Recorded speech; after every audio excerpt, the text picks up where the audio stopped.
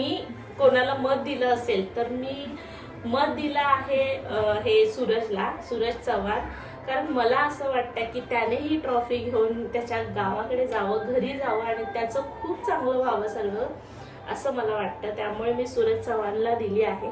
प्रत्येकाचं मत आहे, प्रत्येक आपल्या मतानुसार वोट करताय. तसं मी माझ्या मतानुसार मी वोट केलंय. कारण मला असं वाटतं की सूरज चव्हाणनी ती ट्रॉफी घेऊन त्याच्या घरी जावं.